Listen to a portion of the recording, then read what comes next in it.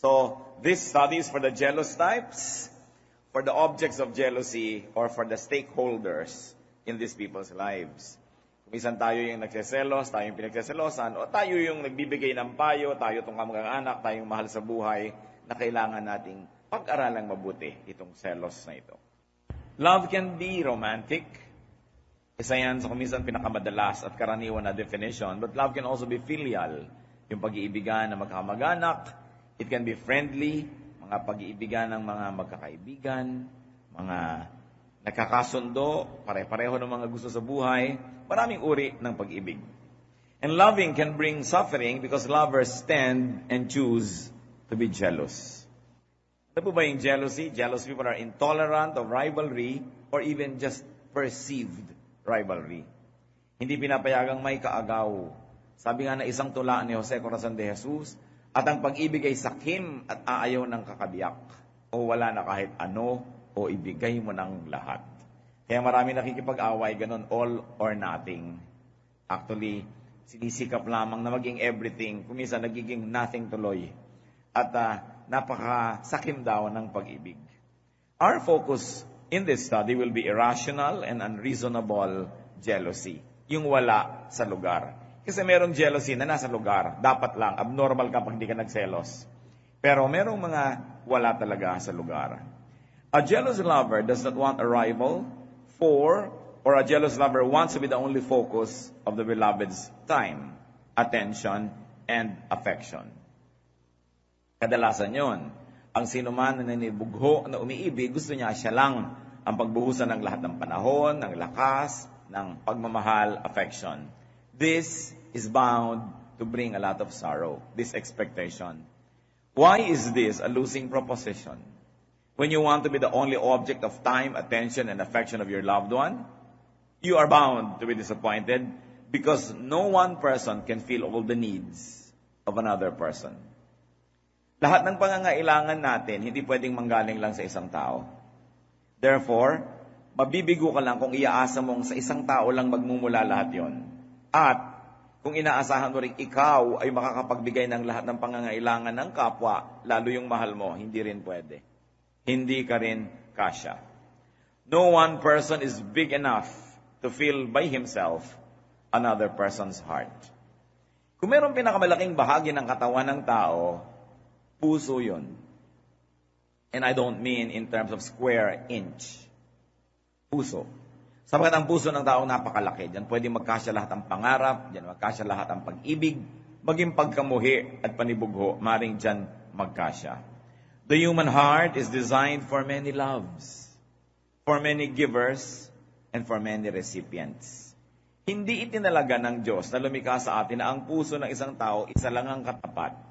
At lahat ay doon magmumula at doon din papunta. Maraming katapat ang isang puso. Marami siyang mga compartments na para sa iba't ibang uri ng pag-ibig. For instance, the love of a man for a woman or the romantic love. Then the love of a man for another man or for a woman, which is non-gender-based, non-family-based. This has no conventional label. So 1 Samuel 18:1, after David had finished talking with Saul, Jonathan became one in spirit with David and he loved him as himself. Isang sobrang pag-ibig, ang pag-ibig ni Jonathan kay David. At sila ay nagmahalan. 2 Samuel 1:26, nung namatay itong si Jonathan, sabi ni David, I grieve for you, Jonathan, my brother. You were very dear to me. Your love for me was wonderful, more wonderful than that of women. So this is a very unconventional kind of loving relationship that they had. Jesus also had many unconventional loves. For instance, his love for Martha and her sister, Mary, and for Lazarus. John 11:5, Jesus loved Martha and her sister and Lazarus. Sa panahon po ni Lord, hindi uso yung barkadahan ng babae, lalaki. Pero kabarkada niya yung si Martha at saka si Mary. Lagi siyang nasa bahay ng mga yon, doon siya natutulog. It was a very unconventional kind of love. It was not romantic, it was not family love, and definitely it was more than just mere friendship. John 13:23-25, one of them, the disciple whom Jesus loved, was reclining next to him. Simon Peter motioned to this disciple and said, ask him which one he means. Leaning back against Jesus, he asked him, Lord, who is it? So, there was a disciple that Jesus loved very specially. Some people thought it was John, so they call him John the Beloved. And he would even recline on his chest and ask him, sino ba ang tinutukoy nyo? And it wasn't considered as absurd. There is also the love between a parent and a child, or a child and a parent. It is another form of love. And then there is this kind of love among friends. Proverbs 18:24, there is a friend who sticks closer than a brother. And Proverbs 17:17, a friend loves at all times, and a brother is born for adversity. Needless to say, there are many forms of love. Not to mention man's love for non-humans like love for country, love for ideals, love for interest, and very especially love for God. So, hindi pwede na isang tao lang ang panggalingan ng lahat ng pag-ibig na ito. Malaki ang puso ng isang nilalang, dapat maraming pumuno. At walang-wala sa lugar na pagselosa ng mga ito. A lover who gets and remains jealous of these other loves could only be miserable. And could only make the beloved miserable. Pagka ikaw, nagsiselos ka dahil mahal ng boyfriend mo ang kotse at lagi inuhugasan, kawawa ka naman. At lalong kawawa yung boyfriend mo. Dahil pati kotse, pagsiselosan mo yan. Yung pagsiselosan natin yung kanyang hobby, yung kanyang interest, wala sa lugar. At wala sa lugar na magselos sa nanay ng husband. May mga wife, selos sa nanay ng husband. Yun naman mga nanay, selos sa wife ng anak. May mga nagsiselos sa trabaho, sa basketball o sa golf, nagsiselos sa aso, ganon. Wala sa lugar. Kasi hindi mo kauri. Ang dapat mo lang pagselosan, yung kauri mo at yung pag-ibig na kayang-kaya mong ibigay, sa iba nang gagaling, yun ang pagselosan mo. Like, wife ka, etong si kumare, umaasta-asta ding wife, abnormal ka naman, di ka magselos. Dapat. No? Pero hindi ka dapat magselos sa nanay, sa kapatid, sa hobby, kasi hindi ka naman hobby, hindi ka nanay, hindi ka kapatid. Pagka umaarte sila ng dapat role mo, dun ka lang dapat magselos. So, imbes magselos ka sa mga yon, mas masaya kung tutulungan mo pa nga yung mahal mo na mahalin sila. In other words, magkakampi kayo ng mahal mo, sa pagmamahal niya doon, hindi ka kalaban at hindi ka kaagaw. It is utter selfishness to isolate your beloved from the other objects of his affection. Nilason mo ang aso dahil mahal na mahal ng husband mo. Yung ganon. Na pinaglayo mo siya at ang kanyang kapatid dahil lagi niyang naaalala yung kanyang kapatid, gusto niyang tulungan. It is utter selfishness to isolate your beloved from the other sources of his joy, of his happiness, and satisfaction. Pero ang nagseselos, nabubulag, kung ano-ano ang pinagagagawa na hindi tama at walang katuwiran. Proverbs 27 verse 4, anger is cruel and fury overwhelming, but who can stand before jealousy? Mas masahol daw, mas masama ang jealousy kaysa galit lamang o puot o ngit-ngit, sapagat ang naninibugho ay maring gumawa ng sobrang mga maling bagay. Sa mga nagsiselos, lalo boyfriend lang naman kayo, girlfriend, hindi pa kayo asawa, pag nararamdaman mong di ka na mahal, lalo namang huwag ka na magselos kasi wa-effect naman yon. Wala namang talab yung selos nung hindi mo mahal eh, nakakainis pa nga. No? So seselos-selos ka dahil hindi ka na mahal, lalo lang napapabilis ang pagbura sa'yo sa mundo. Kasi wala ngang effect yun. May effect lang yung pagsiselos pag mahal kita, pero pag hindi kita mahal, huwag kang magselos dyan at baka ihulog kita dyan, di ba? So wala. Lalo mo lang dinamadali ang pagkasira ng inyong relasyon. The fastest way to speed up the deterioration of an already endangered romance or relationship is to add the poison of jealousy into the brew. Mali.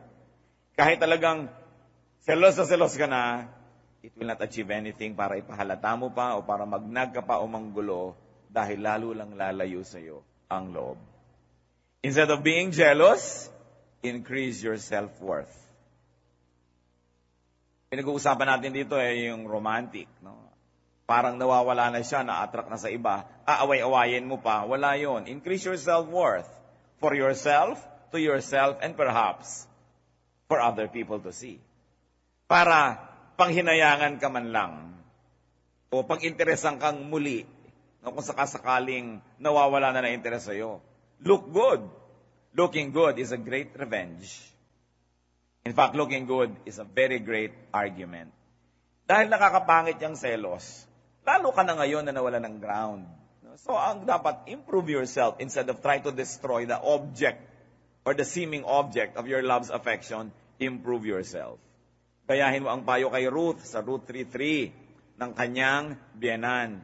Kaya't maligo ka, magpabango ka, at isuot mo ang pinakamaganda mong damit. Kesa sa pinapabayaan mo na yung sarili mo. Lalo yung mga nagsiselos na asawa, hanggang Asinggan, Pangasinan, nasusundan ang lalaki, na hindi na nakapaghilamos, hindi na nakapag-ayos, talagang puro alikabok na kasusunod. Lalo ka namang hindi attractive nun. Kaya hindi yun magwo-work. When jealous, and for the ultra jealous, anong pwede nating ipahin mga kapatid? Enter God's peace. Mahirap yan. Wala na yatang damdamin na higit mahirap kaysa jealousy. Pero ang kasunod na nun, envy. Pero yung jealousy kasi may involved na love yan for the object. Surrender your bitterness, your jealousy, your envy and anger to God. 1 Samuel 1:10, in bitterness of soul, Hannah wept much and prayed to the Lord. Punong-puno ng kapaitan ng kanyang dibdib dahil hindi siya nagkakaanak.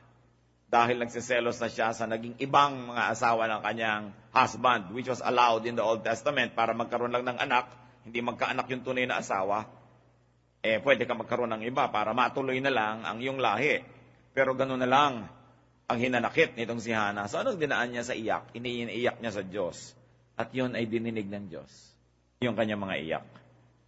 Find peace in God when you're very jealous. Remember, this message is for the jealous one, for the object of jealousy, and for the stakeholders. Kung hindi kayo yung nagsiselos, hindi kayo yung pinagsiselosan, surely may mga tao sa buhay nyo na pwede nyong payuhan.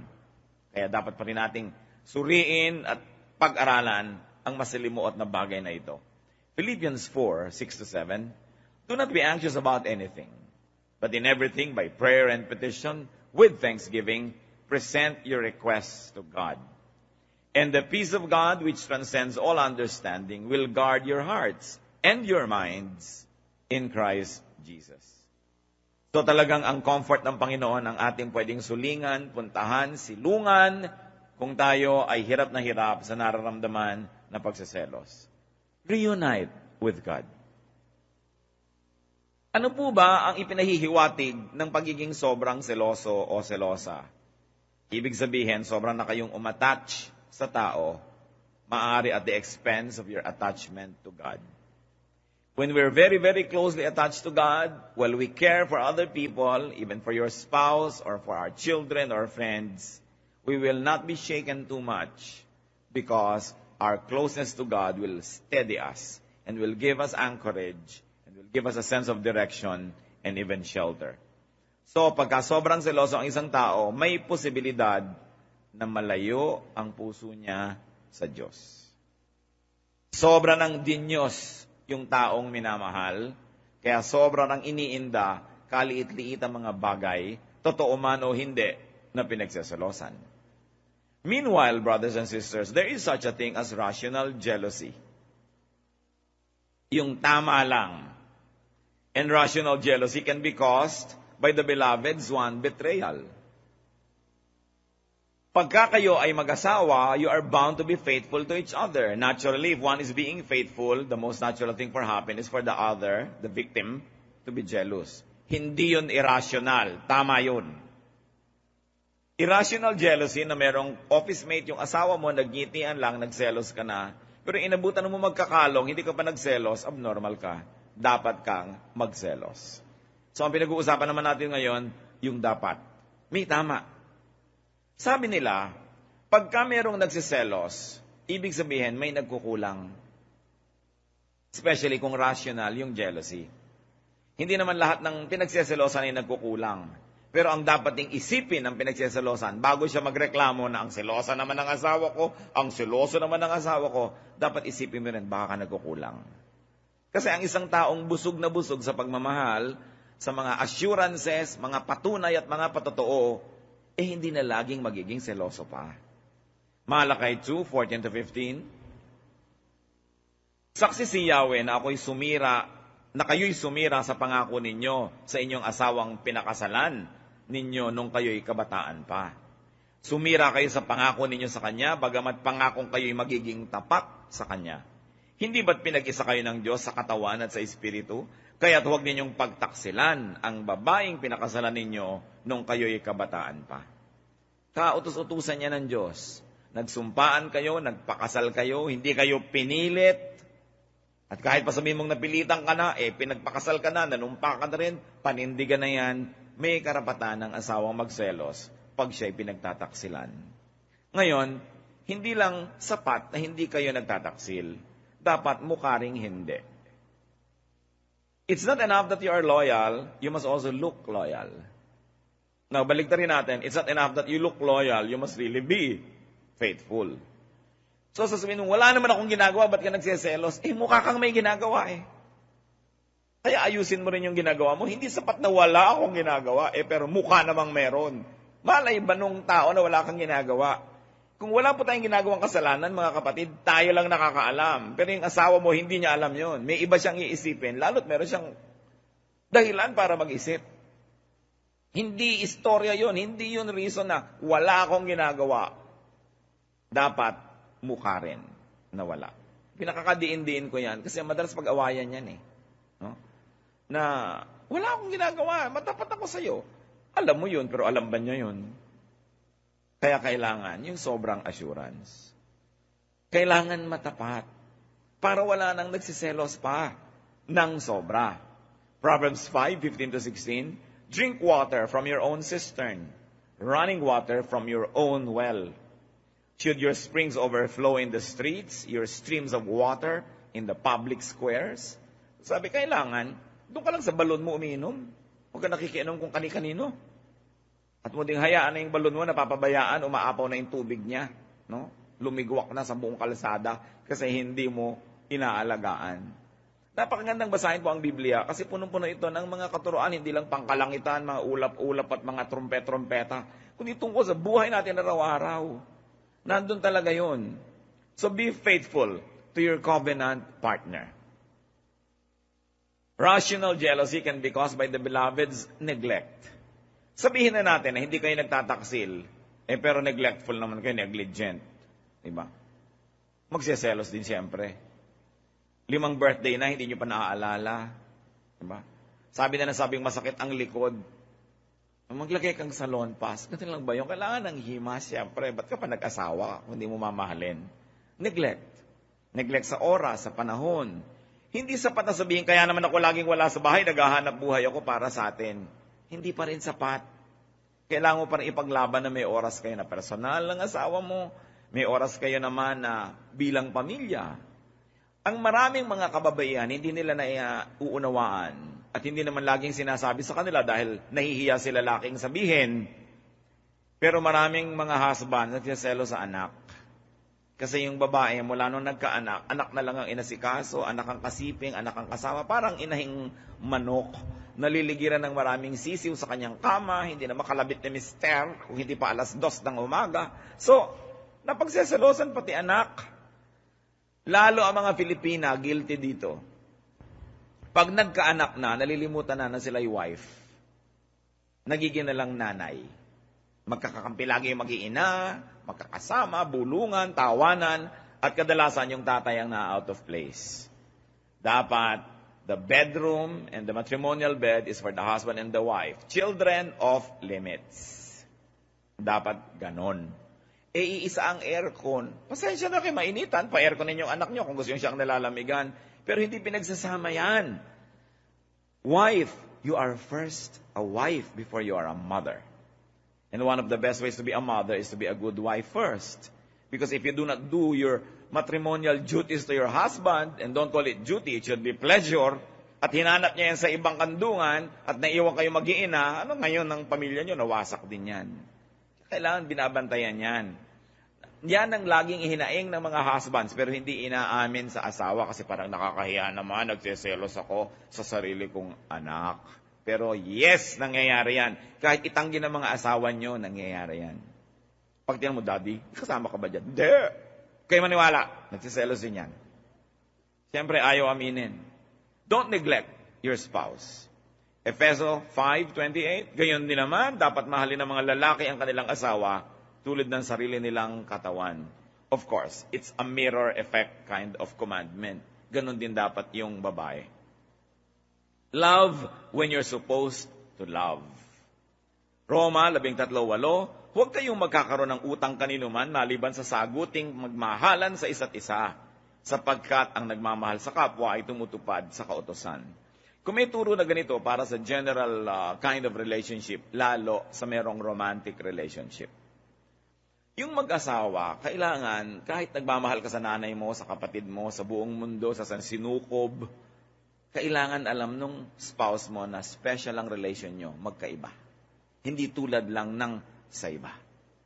Kung nag-abot ka ng ice cream sa nanay mo, nag-abot ka sa kapatid mo, nag-abot ka sa kumpare mo, dapat yung sa asawa mo may cherry. No? O kaya may kasamang napkin, laging may iba. Kasi kailangan ng nagmamahal ng ganong klaseng assurance na hindi lang siya to whom it may concern. Dapat alam niya special yon. At hindi naman masamang gawin yon kasi yan ang kabiyak ng inyong puso. So you take care of your partner para hindi yan lagi nagsiselos. Tatandaan ninyo, pag kayo'y pinagseselosan, madalas kayo ang may kasalanan. Nagkukulang ng pagpapaalala, nagkukulang ng assurance. Rational jealousy can also be caused by the beloved's miscommunication. Hindi kayo nagkasundo na ang goal ninyo, ito muna. Ganyan muna ang aasikasuhin ninyo. Magbikaroon kayo ng ganitong panahon sa ganon, ganyan, ganyan. You must always connect with your partner because miscommunication can cloud what used to be clear and now it is unclear. Nag-asawa na rin lang kayo, dapat masarap na yung samahan. Meron na rin lang kayong boyfriend o girlfriend dyan, dapat maganda ang samahan. Hindi pamisa-misa kayo nagkikita, awayan pa. Kasi dahil sa selos. Therefore, yung mga mahilig naman magselos dyan, moderate, control, in fact, uproot your irrational jealousy. Bago kayo magselos, una nyo itatanong, rational ba ito? Makatwiran ba? Tama ba? May karapatan ba akong magselos sa ganitong paraan? Yun ang mga iba, sila na nga itong kulasisi sa lapaselosa. No? Sila na nga itong nakikihati at nakikiambus-ambus. Siya pang, ayan na naman, o chibuena, nando ka na naman sa pamilya mo. Siyempre! Yun ang pamilya, ba't ka nagsiselos? Wala ka sa lugar. No? Yun ang irrational. Alam na alam mo, nang dumapo ka dyan, may asawa to't may anak. Tapos ngayon paselos-selos, padrama-drama ka siyempre, para baka sakaling mag-click. No? Sabi ko, sige ha, sa iyo ko hanggang 11:00 ng gabi. Magmamadali na lang ako para umabot ako ng Noche Buena. Alam niyo naman, madaling malaman kung may kulasisi ang asawa niyo. Hati yan pagka-holiday. Hating-hati. Yung iba maganda magdala kasi paano yung kulasisi nila, post-Valentine, sa February 16 na lang ang dinner nila, o February 10, pre-Valentine. Pero paghati, madaling malaman, maraming oras na hindi na ipapaliwanag. No? So alam mong may himalang nangyayari dito sa asawa ko. Yung, bakit akala ko nandito ka, yung pala nandun ka o wala ka pala, yung nililito-lito ka niya. No? Ayan, kaya nagsiselos. Alam niyo mag-asawa, right ng inyong kabiyak to ask for an accounting for your time. Kasi mag-asawa kayo Dapat mo ipaliwanag, nasan ka kahapon? Anong ginawa mo from 2 to 4? Yung pag tinatanong kayong ganun, huwag kayong mainis. Kasi stakeholder siya sa buhay nyo. Walang pwedeng mangyari sa inyo na hindi siya damay. Hindi kayo nag-iisa, nagsumpaan kayo, naging isa na kayo. Pero siyempre, yung nagtatanong naman, kay babae yun, kay lalaki, i-timing nyo naman. Hindi naman yung darating na gutom sa kagaling. From 3:45 to 5:45, nasan ka? Huwag naman, may timing din naman yan. At saka, be more reasonable. I think that everything na pag-uusapan, basta maganda yung timing, at maganda naman yung terminology mo. So sa mga pinagsasalosan, ulitin natin, do your part. So that those you love will not need to be jealous. Mga kapatid, gusto ko yung ibigyan din. Lalo, wala naman talaga kayong ginagawa na dapat itong selos. Tapos nagsiselos siya. Laki naman sayang. Di ba na nga sana kung meron talaga kayong ginagawa tapos nagsiselos siya, hindi sayang yung selos niya. Dahil meron yung wala, nagsiselos pa rin, yung sabi nagkukulang kayo. Nagkukulang kayo ng paliwanag, nagkukulang kayo ng pagbibigay ng accounting. At hindi masamang i-account, lalo sa asawa, ang inyong whereabouts. marami natin na asawa na dahil sa hindi magkaanak, nagkaroon ng ibang asawa yung husband niya. Old Testament, it happened. Pero may ginagawa yung husband niya dito sa wife, at tunay na wife. 1 Samuel 1:4-5. Tuwing maghahandog si Elkanah, binibigyan niya ng tig-iisang bahagi si Penina at mga anak nito. Ngunit, mga natatanging bahagi ang ibinibigay niya kay Ana, sapagkat mahal na mahal niya ito, bagamat hindi ipinahintulot ni Yahweh na ito'y magkaanak. So ito ang talaga, original, pero hiningi ng kanilang kultura na magkaroon siya ng ibang asawa para magkaanak. Pero pag pinapaka niya, isa sa'yo, isa sa'yo, isa sa'yo. Pero yung kanyang love, sa'yo 5 dear. So ito man ang nagkaroon ng anak, ito man ang nagkaroon ng napakalaking connection, may assurance siya na siya yung mahal. Of course, hindi na tayo ganyan ngayon. No? Tayo ay nasasakop na ng ibang mga kaareglohan at kaayusan, pero ganun pa man, dapat special ang pagtingin. Ito sa talagang special. Dapat nating hati-hatiin ang ating puso para sa lahat ng dapat mabigyan. So lalaki, nagkaasawa ka na, pero meron pa rin dapat bahagi ang iyong ina, ang iyong ama sa iyong puso. At kung kasali yung mga kapatid, isali. Meron ka dapat na lugar dyan din para sa mga pinagkakautangan ng loob, sa mga kaibigan. Hindi pwedeng kinalimutan mo na ang lahat dahil nagkaroon ka ngayon ng flavor of the month. Marami tayong pananagutan sa ating kapwa na dapat nating lagi na panagutan, lalo kung sa mga magulang. At ikaw naman na minahal, dapat din naman hayaan mo yung nagmamahal sa iyo na may ibang bahagi para sa iba. Hindi mo pwedeng solohin yun kasi hindi lang naman talaga kayo ang dalawang tao lang sa mundo. Kung lalagay ang lahat sa lugar, magkakaroon ng mas maraming contentment. Tatahimik ang buhay. Love is a gift from God. It must be enjoyed. It must not be suffered from. And one of the greatest spoilers of love, especially romance, is jealousy. Gusto ko pong bigyan ng diin sapagkat madalas mangyari. Mga biyenang babae, hayaan nyo ang inyong anak na lalaking mahalin na manugang nyo. Dapat lang. No? Huwag niyong pagselosan yon. Huwag niyong sasabihin na ngayon sa kanya na nag-ientrega. Natural, kasi yun na ang asawa. Pero mga anak naman, magbigay pa rin sa magulang. At manugang, hayaan mo naman yung asawa mo magbigay sa nanay niya. Para hindi na kailangang itago sa inyo at hindi na kailangang magsinungaling pa. Kailangan pinag-uusapan nyo ang gano'ng mga bagay na maging tapat sa isa't isa. Remember, ang pwede lang pagselosan, yung kauri mo. Babae ka, asawa ka, tapos may isang babaeng umaating asawa, yun ang pwede mong pagselosan. Pero all the others, dapat tahimik ang buhay. Ba't natin ito pinag-uusapan? Because ang gusto ng Panginoon para sa atin, peace. Peace. Napakaligalig ng isang puso nagseselos. Mahirap dalhin. Hindi ka makatulog, hindi ka makakain, hindi ka mapakali. Yan ay isang parusa sa espiritu ng tao. Kaya kung ikaw kayo maselosin, dapat kang gumawa ng paraan para yan ay mabawasan, maging rational ka rin. At gusto ko uling-ulitin, ang pinagseselosan, madalas may pagkukulang. So kailangan ding mag-isip-isip. Aming Diyos, sa pang-araw-araw naming buhay, nais namin kayong patuloy na sambahin. Nais namin na kaayusan nyo ang maghari sa aming buhay, lalo sa buhay mag-asawa, sa buhay ng mga magkasintahan, sa buhay ng mga taong nagmamahalan, at maraming mga mahal sa iba't ibang uri ng paraan.